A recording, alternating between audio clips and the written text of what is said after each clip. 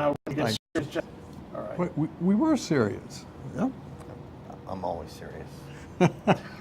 But we're even more serious now. Even more Jay. serious. Yes. Okay. Now, serious, this is really serious. Okay, you guys are doing stuff down there at, what is it, HCAT, 839 Cook Street. 531. You were close. 531. 531 Cook Street. It's right next door to 839. And it's 1 block away from the, this is it, Bakery and Yes. Delicatessen, Yes. which is the reference point for the entire area. Yes. Yeah. So, what are you doing there? What are we doing there? Actually, Actually, HCAT is the Hawaii Center for Center Advanced for Transportation Transportation Technologies. Technologies. Yes, you got it. And he runs it. I wrote it down here so I'd remember. But what were we doing? Last week we actually had our program review. We get most of our funding from the Air Force Research Labs. And we develop renewable energy and flight line energy solutions for the Air Force to use on their flight line and use in deployed operations to help them so they don't have to import as much fuel when they're downrange and they need to be concerned about energy security. So that's basically what we do. Primarily in our shop on Cook Street, we convert regular F-550 size buses and trucks into hydrogen fuel cell vehicles. And the one really interesting thing about your shop there at 531 Cook Street, see, is that floor's clean. Yes, it is. And that is remarkable. So few people can say that about industrial premises. I can tell you that one of our contractors down there, US Hybrid, their boss is in California, and when he's scheduled to come out, those puppies are in there scrubbing and cleaning because he doesn't like to see any dirt and There's stuff. no oil. There's no oil. There's no definitely no gasoline. oil. No smell of gasoline. Yeah. It's an interesting shop for Yes, motor it is. vehicles. Yes, Have you it been is. there, Ray? I have not. You can get a tour, I swear you can. For sure you can. And we can even show some pictures maybe. Oh, yeah. Okay, let's show some pictures Okay. of Stan's shop at 531 Cook Street. There you go. Oh, that's on. There's one there. This is bottom right is a real old picture. That's when we were doing battery plug-in electric vehicles. And that big white container there, oops, let me bring it back again. It's still in auto mode. Come on, there we go. Is a refrigerated container that we used to check the vehicles in cold temperatures. And then the big one on the left is a plug-in bus that shows you can actually plug in these fuel cell vehicles just like regular electric vehicles. And GM up on the right is looks like one of the early electric vehicles, and we have some that are that size that are also fuel cell electric vehicles. This slideshow that I brought with me today is actually got a whole bunch of different stuff that I took with the Chamber of Commerce to DC last week. We do a lot of work with the Air National Guard, and this is one of the few LEED Platinum buildings in the Air Force, if not the only one.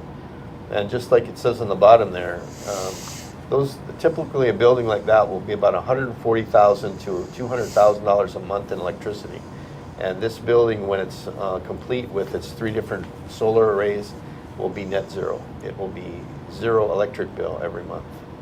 And so that's one of the things we work. I work a lot with the congressional delegation. Senator Huron has been very supportive. And she's not up for election this year, so I can talk about her. She's been very supportive of a lot of the energy things that we do, and likes to get educated. That's actually a hydrogen station up at Schofield. It was the second one put into service on island, and that's Ed, my cohort down at HCAT, standing in front of it. So you can see it looks a lot like a regular gas station, not quite as fancy, and that's the. Any smoke near the tanks? Nope. And this is the original, the top picture is actually the original Hickam station that was built to be deployable. And the bottom picture shows our 146 kilowatt photovoltaic array that can actually produce about 12 to 15 kilograms of hydrogen a day without ever going on the grid for any electricity. And that's the station, a more modern picture of the station, a second generation at Hickam, and a vehicle in position to be filled up with hydrogen. Portable storage, like I said, the Air Force needs to take its energy with it or be able to transport it.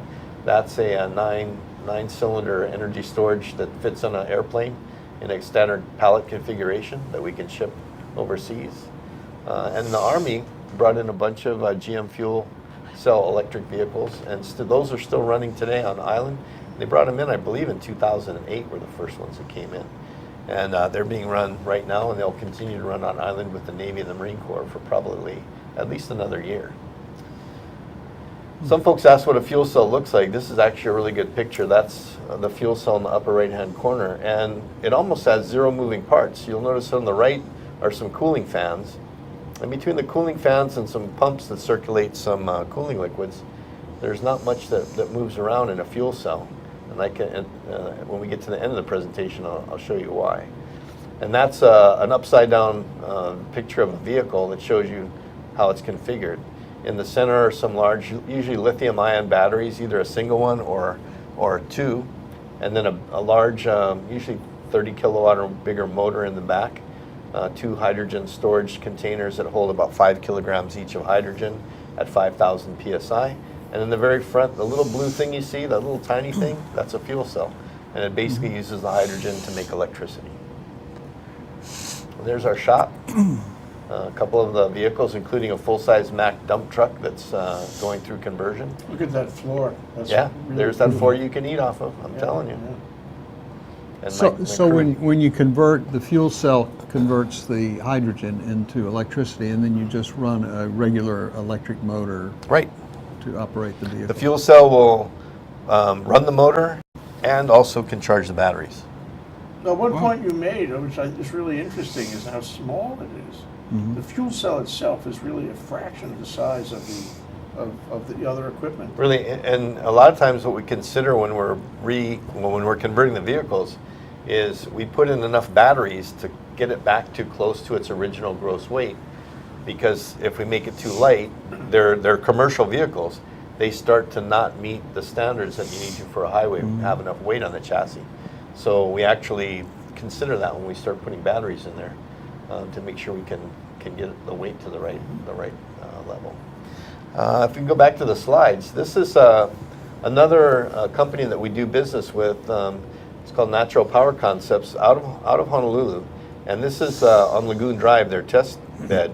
That funky-looking football with the screw blades on it is actually an in-stream hydroelectric generator, and I have a full-size actual working model picture coming up.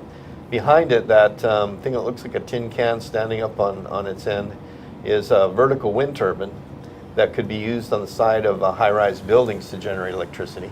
And then the small, looks like the top of a little Manapua on the right is it's like a top of a sprung structure or a building that has a curved roof like the Blaisdell Center. It's a wind turbine that fits across the ridge of the roof and generates electricity. Can you hold for a second, Sure. Stan? It's time for a break. We'll take a short break, and in the middle of that discussion, everybody will want to come back and see. Okay. Because it's interesting. Stan Osserman, HCAT, and Ray Starling, Hawaii Energy, and co-host.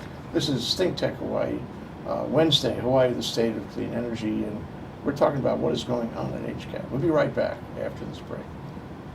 Aloha, this is Keli'i Akina. It's my privilege to be the host of Ehana Kako, a weekly program on the Think Tech Hawaii Broadcast Network. Ehana Kako, what does that mean? Well, many people have heard of Epule Kako, let's pray together. Ehana Kako means let's work together. Let's work together to build a better economy, government, and society. And every week, Monday, from 2 to 3 o'clock, you will see movers and shakers and other people who are working together to build a better economy, government, and society. Again, I'm Keli'i Akina on the Ehana Kako weekly program on the Think Tech Hawaii Broadcast Network. Aloha. See you here Mondays, 2 to 3. Back, we're live. We're here with Stan Osserman of HCAT, Ray Starling of Hawaii Energy. We're talking about what's going on at HCAT on 531 Cook Street, right here at Kaka'ako. You're all over it, man. I'm telling you. Okay. Well, if we look back at the slides that we left off with, these are some pretty innovative designs. That football-looking one on the left, when John Petrie, the head of the company that does this stuff, pushed that out, there was about maybe 5 or 6 knots of wind blowing. Now remember, that's a design that's meant to be hydroelectric, in other words, in a stream of water to move it. Well, that 5 knots of wind started blowing that thing, and it started turning and turning and turning and turning. And after about 10 minutes while we were looking at some other things, he said, Stan, go up and grab the shaft of that and stop that thing. And he was being facetious, but I actually tried. I would have gotten my skin ripped off my hands if I really tried to This is do just it. from 5 knots of wind. Yeah, and it was really spinning like crazy, like going to Joe Montana's football, spirals or something. Incredibly, a lot of torque in there, and it does generate a lot of electricity, even in wind. Does that suggest that this type of design could be used for wind? I mean, Yes. in lieu of a ordinary wind turbine? Certainly. Huh? And so this is another one of John's designs. The upper left-hand corner shows, we call it the folding flower. It shows it completely stowed, and the bottom right shows it starting to open. But you actually, believe it or not, it faces into the wind as it is in the upper left-hand corner with the wind coming from the left. And all you have to do is just start the blades turning, and they actually open up and the wind starts blowing and it starts generating electricity. These blades are about 5 to 6 feet long, but the actual one that's going to be built is a 50-foot diameter. So we call it medium wind, which is an area that not a whole lot of folks are doing work in. There's a lot of folks doing, like on your yachts, little tiny generators that go on the back of your boat, and then the big huge things that Hawaiian Electric and the big wind farms do. But in the medium-sized range, there's not a lot of work being done. This particular design is eventually going to turn into a piece of equipment that can fold and stow into a 40-foot container and be shipped with the military and put in the field. It will open up, have photovoltaics on the roof and sides that go and collect sun. It'll have a diesel generator for a backup, and then it can generate wind. In about 35 knots of wind, if you go much past that, it's hitting the limits of this, this design. The fingers will fold down, and the whole thing will retract into the 40-foot container. All without additional power. And it's driven by the force of the wind to do that. No, it'll to deploy and retract. It will use some of its own power that it Okay. makes, hydraulic power primarily. Very interesting. But great And design. John Petrie was an artist. He is. He is an artist. He's an artist and a helicopter pilot and all kinds of cool stuff. Yeah. And a surfer, everything. And he's Creative over guy. 70 plus years old, and he's still out there surfing. Good for So, him. okay, that's me in my former life. Looks like General Schwarzkopf. Well, that's General Stan before he retired from the Air National Guard, standing in front of one of our favorite projects, the fuel cell plug-in electric bus from US Hybrid. It's an awesome vehicle. We've decided after our program review last week that we're going to do one modification to this bus. We're going to take all those windows out and put in better windows.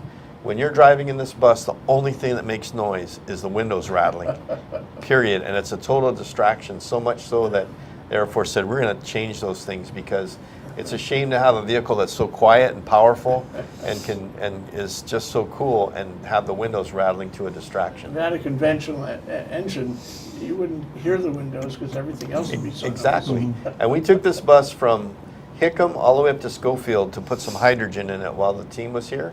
And on the freeway, the windows were rattling so bad that it was a total distraction. But it's an awesome vehicle, and we've taken the city and county bus folks and some of the other state and private tour companies out in this bus so they can experience the technology. And the private bus companies really like this. The tour bus companies love this technology because they don't have to shut down their air conditioning when they stop in the hotels. They can leave the air conditioning running full blast, and there's no noise and no smoke and no diesel fumes and no carbon monoxide, and the hotels and the travel folks love it. So we think this technology is going to have a civilian application sometime real soon. So I promised you the in-stream water auger hydroelectric. This is it, and it's in Kaneohe, on Kaneohe Bay. They've had it in the water in Kaneohe Bay, and it's hard to get an idea of how big this is. But look at these tires. These are regular truck-type tires on the trailer to give you an idea of how big this unit is. But you put this thing into a stream of water, and they had it running up in the Pacific Northwest for almost a year. And it's got two 75 kilowatt generators up there, and in about 3 to 6 knots of stream flow, it can generate a total, not combined, but I mean not a individually, but a total of about 75 kilowatts between the two generators. Wow. So I think if you really got it moving in 12 to 15 knots of water, you probably could max out the generators. But again, this is a prototype that was actually used, and it's very impressive. All stainless steel and aluminum, and where the stainless and aluminum actually touch, there's bushings, plastic bushings between them, because there is a galvanic reaction between stainless and aluminum. So that's also Natural Power Concepts? This is Natural Power Concepts also. They also have another thing that we haven't gotten involved with them yet, but it's a wave motion electric generator or desalinization piece of equipment. That's another picture of our bus at our shop. Very pretty bus. You take it out every day? It's out at Hickam. It's being used every day. It's a regular scheduled bus Right. around Hickam. Right. Now, how much mileage can you get before you have to come in and fill her up again?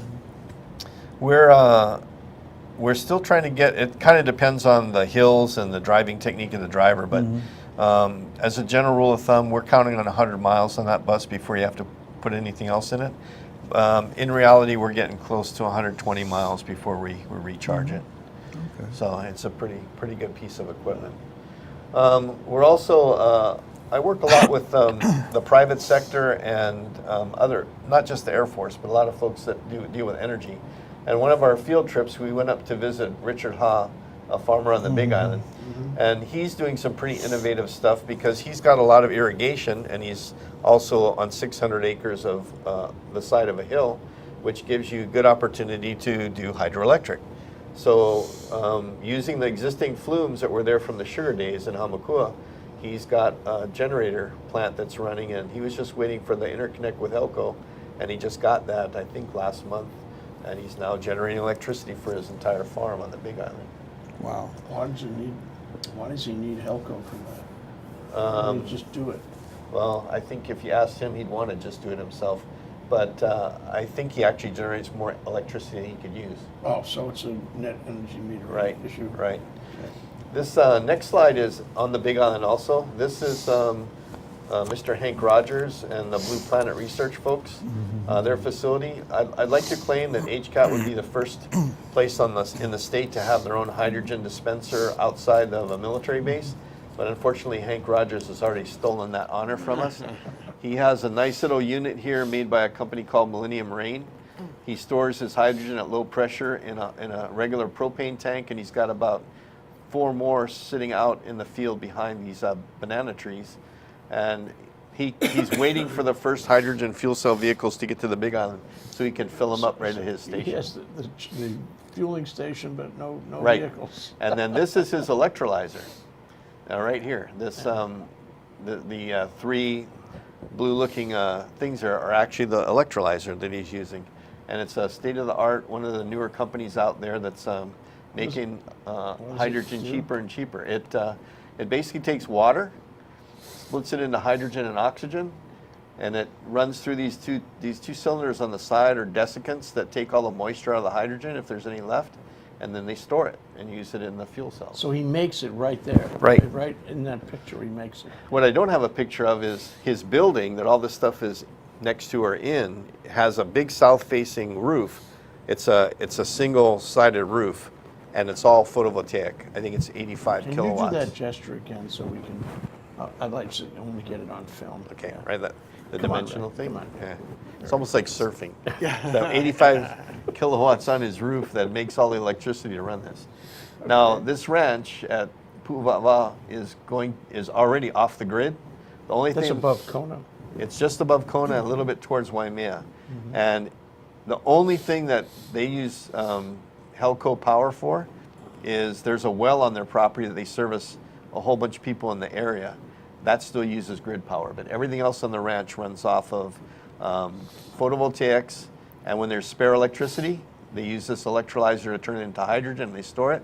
And when they need electricity back, they have a stationary fuel cell, which is actually in this cabinet right next to it, and it makes electricity back for them at night and when they don't have sunshine. So that's already happening. Already happening This on the Big process. Island. But it doesn't sound efficient, you know. Is it efficient?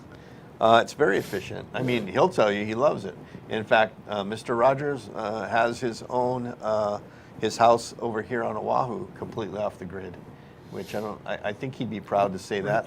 I'm not sure that the county and HECO would want to know that, but he lives in town and his house is off the grid, running off of PV and stationary fuel cells and battery systems, lithium iron phosphate batteries.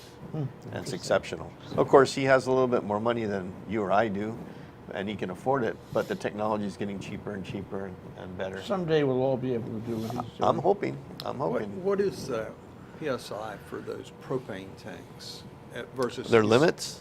What is the yes, I think he's storing in these things at I want to say around between 200 and 300 psi, really low pressure. Okay. And that's why he has several big tanks out there. We normally store at Hickam. We've been storing at around 3,200 psi, and some of the other stations like Schofield and Kaneohe, they're storing at like 6,200 or 6,300 psi. The passenger vehicles have 10,000 psi storage on the vehicle, and our big trucks and buses have 5,000 psi on the vehicle.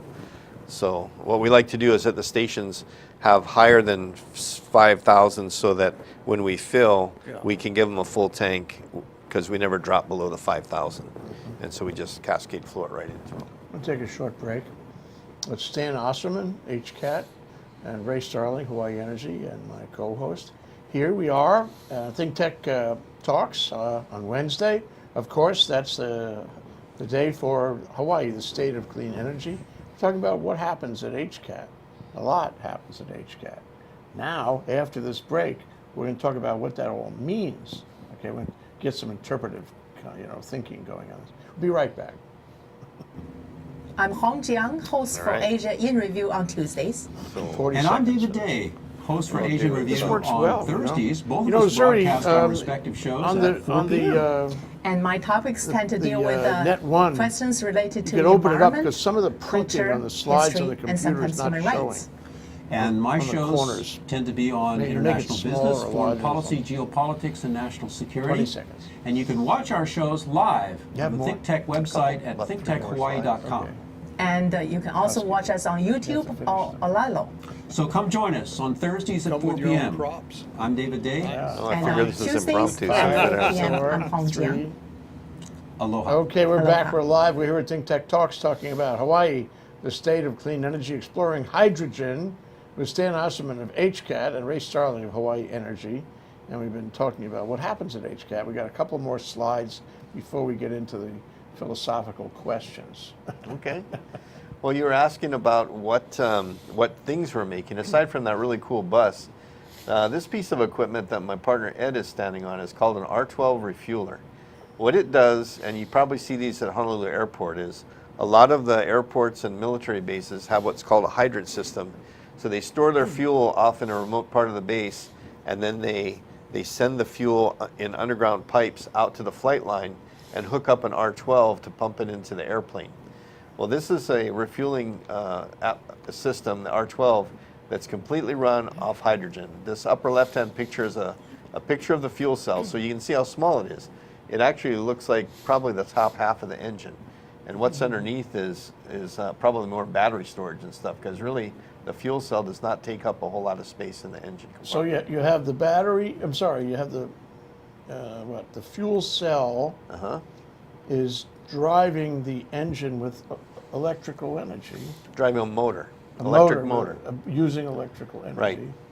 And the car has lots of fuel for the fuel cell. So Right. and then it's storing energy in the battery also. Right. So, there's a whole model going on developing, and it sounds like you've made progress in the past few years. This is way beyond the way it was. I don't know, when I was on the board at High Tech Development Corporation, which supervises HCAT. Right. HCAT is a part of High Tech, and Tom Quinn was there, Right. and that's why I know the floors are so clean. Okay. And it was a small operation, or much smaller at Hickam anyway, in those days. Now it looks like it's really going somewhere. The Air Force has put some money into it, and it is uses that go way beyond the way it was. But where is it going? Well, let's talk a little bit about this truck a little. you know, you think about just the concept of a fuel cell driving your drivetrain and moving you around. Well, what we found with this vehicle, or what we had to resolve and design into this vehicle, is this vehicle comes into contact with aircraft. And anything that touches an airplane has to go through a fairly rigorous process of evaluation to make sure that it's safe and that it can, you know, have static discharge problems or fire issues. So this whole piece of equipment and getting it on the road, U.S. Hybrid and the Air Force did a lot of work to make sure this was compatible with what goes on in the Air Force on a flight line. So this was a fairly big project, and it's out at Hickam in operation now. Okay. Okay. That's a relatively new development, yeah? Right. In the pipeline. And you were talking about our clean floors. This is some folks from U.S. Hybrid. This is Todd, Chris, and Glenn, and they're doing a pressure tech with some nitrogen on one of the panels that's going to go into a vehicle. And so you can see that we have some pretty high-tech and highly trained folks here. And we're talking to U.S. Hybrid about, you know, helping us develop and work with some folks in California to develop college curriculum for HCC and some of our community colleges to get other folks trained to come into these jobs. Because this company, U.S. Hybrid, is actually looking to expand operations in Hawaii and create jobs for Hawaii people. So that fits right into our DBED model. That's what we're trying to do. Okay, this next couple slides, you asked about where are we going and what's the holdup. I didn't say that, but I Okay, will. I'll say. So Stan, what's the holdup? I'm glad you asked, Jay. I have a slide here that talks to it. Well, really, this one statement down here, cost reduction, has been the biggest holdup with hydrogen. It's always been very expensive to make hydrogen and to include it in your systems. The reliability and safety piece, we have an image problem with the Hindenburg and everything. Everybody thinks hydrogen and explosions and things blowing up and big fires. But actually hydrogen, when we briefed the first responders and the federal fire folks, after they got the training, they went, wow, we'd rather deal with hydrogen than with gasoline. It's actually a much safer element to deal with. But as you can tell, what we're trying to do here is Hawaii's missing this piece, and that is the manufacture of hydrogen on site. And it's one of the advantages of hydrogen. You don't need to drill for it, you don't need to frack for it, you don't need to ship it in big tanker ships, you don't need to put it in a refinery. Your electrolyzer literally just takes water and electricity to make hydrogen and oxygen. It basically takes a water molecule and splits it into hydrogen and oxygen. The oxygen can be used in the medical field, in welding, whatever you'd like, and then you store the hydrogen in cylinders when you want to use it. This is big. This is a big thing. I mean, we talk all day long about interconnection and the need for storage. Right. And I mean, it's like a barrier between us and the next chapter of renewable energy is storage. And you're talking about storage. Exactly. You're talking about I should have an electrolyzer, take electricity made in the hot sun with the solar in the middle of the day, and I make hydrogen out of that, and then I take it out at night when I need it. Right. So why isn't this happening? Like I said, a lot of it had to do with cost. Good question, Jay. Good question, Jay. It's funny you should ask. You know. I'm glad you asked me that question. It is getting cheaper. That picture I showed you on the Big Island of the electrolyzer that Hank Rogers has, the company that's manufacturing that has dropped the price, I would say substantially. You can buy one of his units for under $100,000 that makes hydrogen, stores hydrogen, and dispenses hydrogen. In other words, you could have your own little miniature hydrogen gas station for less than $100,000. But you still need electricity And okay. water. So Ray, did you have a question about the 100,000? Is that with gross excise? No, I was going to get there eventually, but I was wondering, you mentioned the Hindenburg, and I know that the hydrogen is you can't smell it, you can't see it, Right. you can't taste it. Totally. How do you deal with the possibility that you will have a leak? How do you know? I mean, Okay. you strike a match. So and that's a see? good question. First of all, you're going to have a really slow leak. That's just tiny, little atoms at a time coming out. In which case, unless it's going to collect inside of an enclosed space, it's just going to dissipate in the air before you'd ever get to a flammable level. If you have a fairly large leak, and we're talking 5 and 10,000 psi storage, if you have a puncture in a tank, you're going to know you have yeah, a leak. yeah. It's going to be making a jetting noise, and you'll see a vapor as the gases cool coming out, and they start to form So it clouds. becomes visible. It's visible, and you'll hear it. In fact, some of even the smaller leaks at the fueling station, they'll actually go, "Hey, we think we hear something." They'll stop, and they'll get a leak detection meter out and look for and try and sense any flammable gases or hydrogen. But the bottom line is, at our stations, they have infrared cameras that sense heat because the flame is invisible. So the cameras look for infrared changes. And then what would happen is, if the cameras sense any heat above a threshold in the area, they will literally shut off all the dispensing equipment, and they purge the area with nitrogen to put out any kind of fire. Because without oxygen in the area, you won't have a fire. Okay. Just like inside the tank, when you have pure hydrogen in a tank, it can't burn. It's Right, not flammable right. unless you have oxygen present in certain proportions. So storing the hydrogen in tanks is safe. But for example, if you were going to have hydrogen at your house, you wouldn't want to have it in your enclosed garage. I would put my tank out behind the carport or out behind the garage. So if there's a leak, it goes in the air. And what you'll notice is, how come my tank's not as full as it should be when 2 months ago, with the same sun and everything, it was filling it all up with my little electrolyzer. So yeah, it's a little bit different. If you take something flammable and stick it into a hydrogen flame, it'll show color, because now you have carbons in there that start to, any components that are in there now will show their colors as they burn. But the hydrogen flame is virtually invisible. At night, it has a slate blue color to it. But there's some other interesting principles Before of you get to hydrogen. that, I went out to the fire department, Honolulu Fire Department training facility, which is out near the airport, to see a demonstration of exactly what you're talking about. And they have equipment, the firemen have equipment where they can see the flame, even though the flame is invisible. Right. It's infrared, that's Right. what it is. And Little it's handheld like a detector little, they yeah, can right, point you it. hold it in your hand and like a little video thing, and you can see the flame. Right.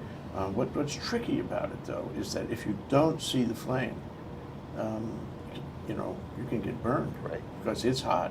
And, Yes. and if it's leaking and burning at the same time, and you put your hand in there accidentally, you're going to get burned bad. Interesting thing, and I don't know if you saw this in the demonstration as well, but when hydrogen burns, it basically goes in almost straight up in a cylinder. So you can take your hand and put it right next to the flame. Yes. And it doesn't radiate heat the way regular carbon-based really? fuels do. You So can't tell. you can take your hand and put it next to the flame and not feel it, and then as soon as you go over the flame, you have max heat, and it'll fry you in a heartbeat. Yeah. So yeah, you have to be really careful.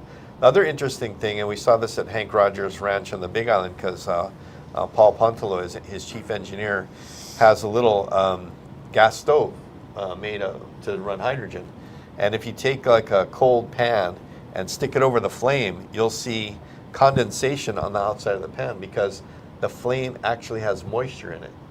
It's a moist heat, if that makes any sense, as opposed to the dry heat in Vegas, where everybody doesn't mind going there because it's a dry heat. Well, the hydrogen's combining with the It's making oxygen water. to make water. Exactly. So interesting. But it's not cool. It's not cool to the touch. No, it's not cool. It's hot. It's hot water. I mean, but there is moisture there that develops. So before we run out of time, which we're going to do soon, which, I'm really delighted you're here and we can have this conversation. We haven't had this, in-depth drill down on hydrogen before, so it's great to have you here. It's just, where is it going? I mean, the Air Force is always experimenting, putting this stuff together. You guys too, you work with them, more buses and all this, but I still don't know if there's a single hydrogen car on the street. And I personally, I don't know how you feel about this, Ray. We had to, gang up and about this. I personally think hydrogen is a great solution, fabulous solution, better even than electric vehicles even. Might be. Might be, so, but we're not moving there. I want it to move faster. And so I want to know, where is it on the continuum? Okay. How long do I have to wait for my wife's hydrogen car? And, how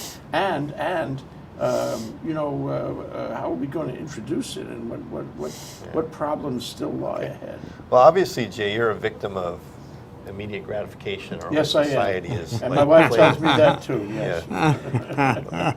It's getting there. And I mentioned the Big Island several times, and the folks on the Big Island, and I do that on purpose, because really, if you go back to what's slowing us down, it comes down to money. And the government, when they start to look at things and they have all their rules and things, it tends to get more and more expensive. The folks on the Big Island that work with Blue Planet and some of the other farmers, they're out there and they're saying the same thing as you. Where's my hydrogen? Where's my vehicles? How come we can't do this? The technology is starting to get cheap enough where investors are going, that makes sense. As you mentioned, it's about storage, energy storage. You can store energy in batteries, you can store energy in flywheels, you can store energy in gasoline, you can store energy in hydrogen. So why is hydrogen not more in that mix? And it's because it's been expensive to make the hydrogen, and storing it is actually pretty cheap, because those storage tanks last 20, 30 years. I mean, they last forever. They're carbon fiber and all high tech. A battery doesn't last for 20 or 30 years. So if you think about, like you say, battery vehicles may not be the answer. There's a place for batteries in these vehicles, and vehicles that run on battery alone in cities and places where you have short runs. But if you're going to do something where you're going longer distances, like on the Big Island or on the mainland, or here if you're used to fueling up and going 300 miles, you need something that stores enough energy in your vehicle that you can do that. And hydrogen gives you that same feel in your car that gasoline gives you now. And it's an accidental benefit that it could be storage on a homeowner's basis or even on an industrial scale. Well, I'm I think hoping that we're- Hawaiian Electric will look at hydrogen as distributed generation on their grid and put it out there when they have hydrogen or electricity available from PV out in their grid. They make some hydrogen and put it out there with a fuel cell in the grid. And then at night, or when when the demand goes up and the production's not down from the PV, the fuel cells kick in and put the energy back on the grid. Now, the hydrolyzer, did you call it? Electrolyzer. Electrolyzer, for $100,000. That's going to be for a house, right? That's going to be a It's resident. relatively small. Yeah. It's 2 kilograms a day, which is enough to run a household. Yeah. I just wonder, we're talking about real money, we're talking about industrial scale.